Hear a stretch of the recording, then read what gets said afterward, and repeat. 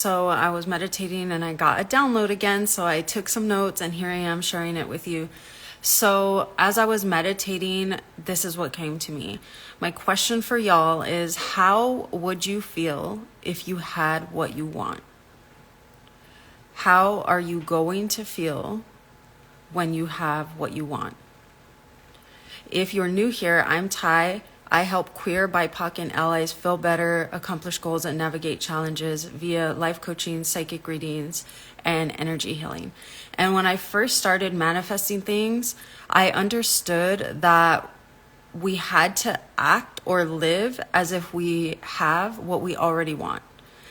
And I used to think that when I had what I wanted, which was like my basic needs met, my rent being paid, I used to think that when I had that I would be like thrilled and elated. I would imagine having my basic needs met, and I imagined that I might be so excited to be wealthy enough not to have to worry about how I was going to make the rent every month. And because when I was thinking about this, I was like houseless. It was a challenge for me to keep a roof over my head. So that's why I was thinking, I'm just going to be so incredibly excited when I don't have to worry about paying the rent every month. How cool is that going to be? So I was just doing a Dr. Joe Dispensa meditation, and in it, he invites the listeners to give ourselves a preview of what it would be like when we have what we want. And as I was getting into that state of being, I immediately started to cultivate the sensation and the feeling of protection and safety. And that's when I remembered that oftentimes when we want what we want it because we really want to feel safe, protected, and at peace. We think we're going to want to feel excited, but ultimately we want to feel at peace. And so if I was thinking about my own situation, yes, I would have been excited to be able to be wealthy enough to pay my rent without having to stress about it every single month.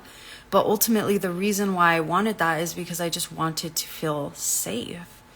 I wanted to feel like protected. I wanted to feel like I could take care of myself, that I was taken care of by myself, by the universe, etc. So what do you think would happen if we all started attaining for and cultivating inner peace and safety on purpose?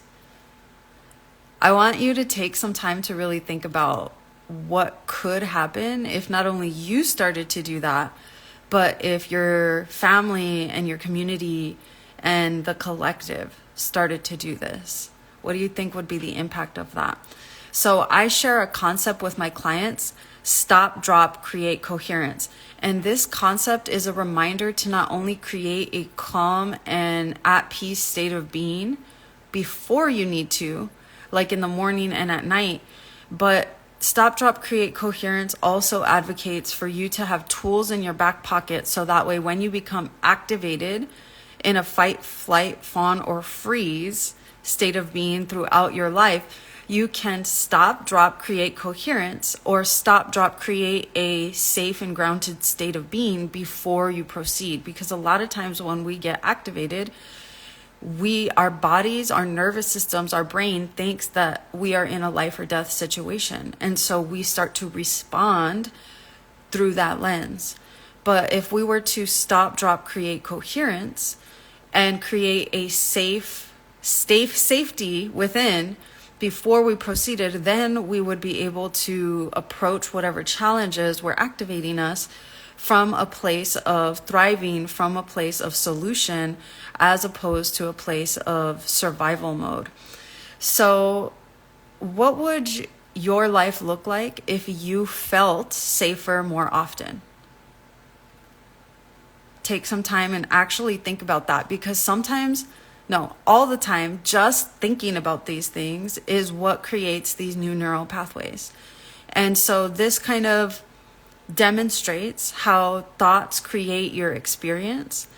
People might not understand that just sitting down and contemplating what would my life look like if I felt safer more often, and allowing those images and those sensations to come to you, that is doing some actual work of creating some new neural pathways and connecting you to what is possible for yourself.